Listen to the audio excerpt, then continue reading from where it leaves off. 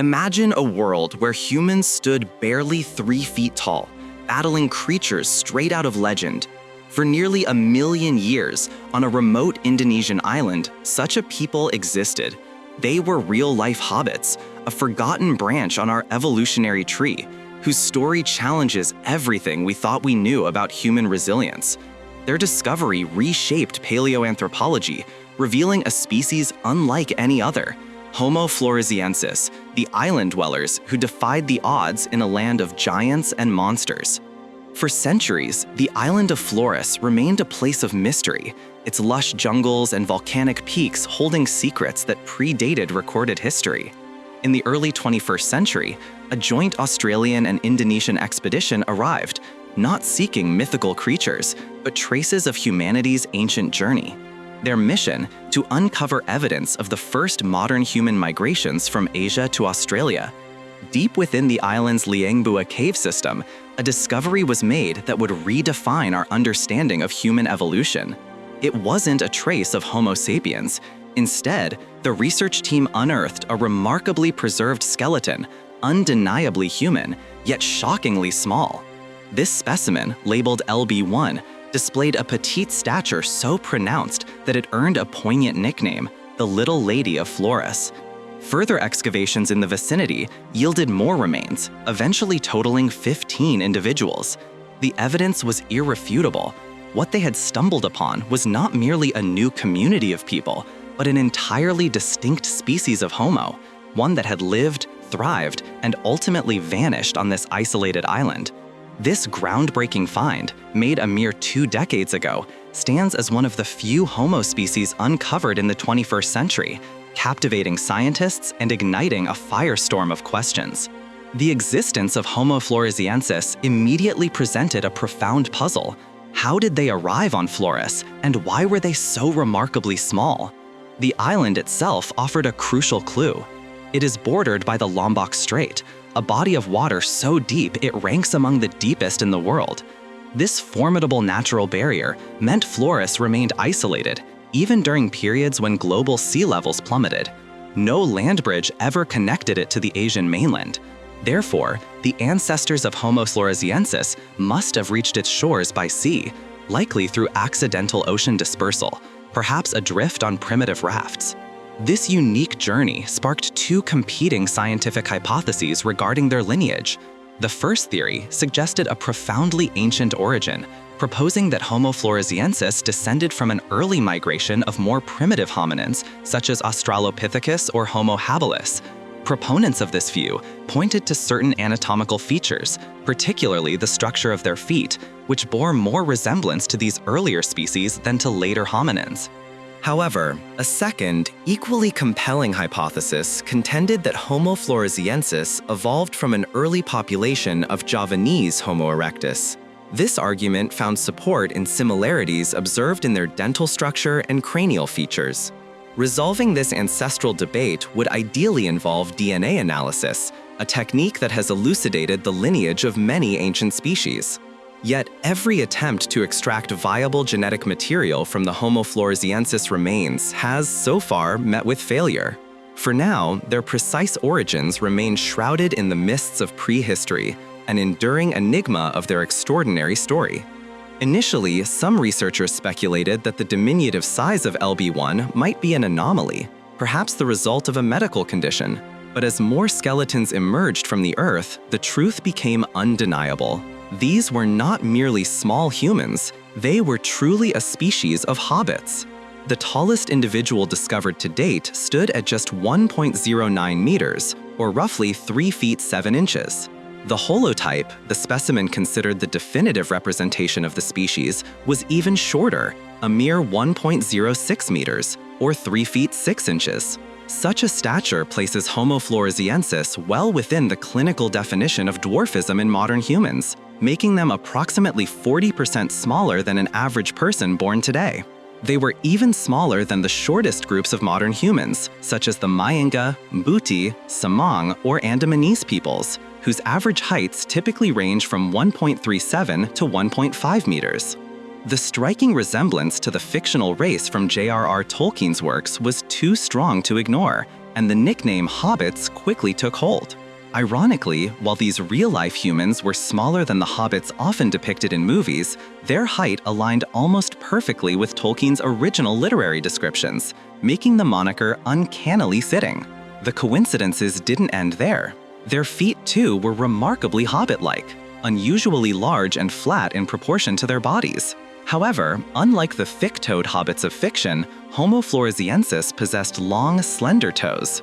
This unique combination of large, flat feet and elongated, thin toes likely necessitated a high-stepping gait, requiring them to bend their knees more significantly than modern humans, resulting in a slower, deliberate walk. Curiously, their legs were more robust and robustly built than even our own, despite their short stature. Yet this didn't translate to substantial weight, as their average estimated mass was a mere 25 kilograms, lighter than many common dogs and a fraction of an average modern human. Beyond their height, Homo floresiensis exhibited a suite of anatomical differences from Homo sapiens. From a distance, their small stature might be the only unusual feature, but up close, the distinctions were profound. Their clavicles and shoulder girdles were proportionally short, and their elbow joints featured a lesser twist compared to ours. This skeletal architecture likely contributed to a slightly hunched or permanently shrugged posture, giving them an even more distinct appearance. They also lacked prominent chins, possessed protruding brow ridges, primitive canines, yet surprisingly advanced molars. One of their most astonishing characteristics was their brain size. At an average volume of just 380 cubic centimeters, their brains were less than half the size of a typical Homo erectus brain and over 3 times smaller than that of modern humans. This makes them among the smallest-brained Homo species known. However, the implications of this small brain were mitigated by their equally small body size, resulting in a brain-to-body mass ratio that remained within the range of Homo erectus. Furthermore, the region of their brain associated with higher cognition, known as Brodmann Area 10, was proportionally similar to ours. This suggests their mental capacity may not have been as limited as their brain volume alone would imply. Indeed, archaeological evidence strongly links Homo floresiensis to complex behaviors. They controlled fire, butchered animals, and crafted sophisticated stone tools, remarkably similar in style to those made by nearby Homo sapiens populations. Their small stature belied a cunning intelligence and impressive technological skill. The isolated nature of Flores, the very force that shaped the diminutive Homo floresiensis, also spawned an extraordinary ecosystem. During the Pliocene and Pleistocene epochs, Flores was a real-life lost world, a crucible of evolutionary extremes, where the island rule played out dramatically. This phenomenon dictates that large animals isolated on islands tend to shrink over generations, while smaller animals often grow to colossal sizes. On Flores, this resulted in a bizarre menagerie of creatures, some of which were truly nightmarish. One such animal was the Leptotoptilus robustus, a giant stork that defied all expectations. While its genus still exists today in the form of large tropical storks, the robustus species was a true behemoth. Standing at an imposing 1.8 meters, or 5 feet 11 inches tall, with a wingspan stretching 3.65 meters, this bad-tempered bird equaled the largest flying birds alive today. Unlike its slender relatives, the Leptotoptilus robustus possessed heavy, thick bones, leading paleontologists to believe it rarely took to the skies. Instead, it stalked the land, using its immense height and keen vision to pinpoint prey, likely consisting of giant rats and reptiles. For juvenile Homo floresiensis, weighing similarly to large rats, these colossal storks would have posed a dire threat, easily within their predatory range. Even adult hobbits might not have been safe from a particularly large or aggressive stork. But the storks weren't the only avian danger. Flores was also home to a large, unnamed species of vulture, a close relative of the modern white-headed vulture. While the exact size of this prehistoric scavenger remains a mystery, it was deduced to be significantly larger than Homo floresiensis. Though primarily scavengers, modern white-headed vultures have been observed hunting prey up to 4.5 kilograms. A Flores vulture, potentially twice that size, would have considered juvenile Homo floresiensis as viable prey. Beyond direct predation, these giant birds also represented fierce competition for scavenged meat, an observation supported by the scarcity of cut marks on herbivore remains, indicating that Homo floresiensis often lost out to other carnivores in the struggle for carrion. Yet, neither the colossal storks nor the giant vultures represented the apex predator of Flores. That terrifying distinction belonged to an animal very much still present on the island today, Varanus komodoensis, the Komodo dragon. These formidable monitor lizards, the largest lizards on Earth, were and remain endemic to several Indonesian islands, including Flores. During the Pleistocene, they were, without a doubt, the dominant terrestrial predators, terrorizing the island's inhabitants. Known specimens reached lengths of up to 3 meters, or 10 feet, and could weigh an astounding 90 kilograms, or 200 pounds. Komodo dragons are not merely large, they are engineered for predation, a fact that reportedly inspired some of the terrifying creatures in the movie King Kong. Each dragon's jaw is lined with a fearsome array of serrated, recurved, and flattened teeth, reminiscent of those found in theropod dinosaurs. These are exceptionally sharp, and the dragons utilize them with brutal efficiency. Lost teeth are rapidly replaced every 40 days, ensuring their arsenal remains perpetually lethal. Observations of their hunting strategies confirm a horrifying method. They dispatch prey by inflicting catastrophic lacerations, tearing away large chunks of flesh, often targeting the throat in swift ambushes. While some prey may succumb within seconds, many unfortunate victims are consumed alive. Any Homo floresiensis caught by a Komodo dragon would have faced an agonizing end. Adding to this horror, escaping an attack offers no reprieve. For decades, the unusual behavior of bitten prey was attributed to bacterial infections from the dragon's saliva. However, modern research has confirmed that Komodo dragons possess a potent venom. This venom prevents blood clotting, dramatically lowers blood pressure, induces hypothermia, and can even cause muscle paralysis, leading to shock and unconsciousness. Furthermore, while generally solitary, Komodo dragons are known to gather around struggling or fallen prey, quickly transforming a single attack into a communal feast, making escape virtually impossible.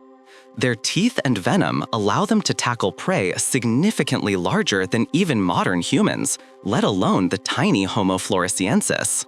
They regularly hunt water buffalo and prehistoric stegodon that could weigh over a ton. Alarming eyewitness accounts even describe remarkably small Komodo dragons weighing as little as 13 kilograms, successfully bringing down prey far larger than any Homo floresiensis. This paints a grim picture for our ancient cousins. Even modern humans, with their superior size, strength, and technology, are occasionally attacked by Komodo dragons. Over a recent 30-year period, 24 attacks were reported, with a fatality rate of 20%, a lethality exceeding that of shark attacks.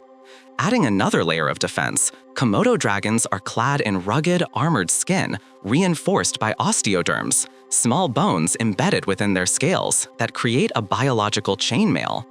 Even armed, Homo floresiensis would have faced an almost insurmountable challenge against this apex predator. Scientists widely believe Komodo dragons dominated the inland regions of Flores, significantly contributing to the mortality rate of the Homo floresiensis population and making scavenging for food an incredibly perilous endeavor, especially given the dragon's remarkable tracking abilities, capable of detecting carrion up to 9.5 kilometers away. The dangers on Flores extended beyond the Komodo dragon's domain.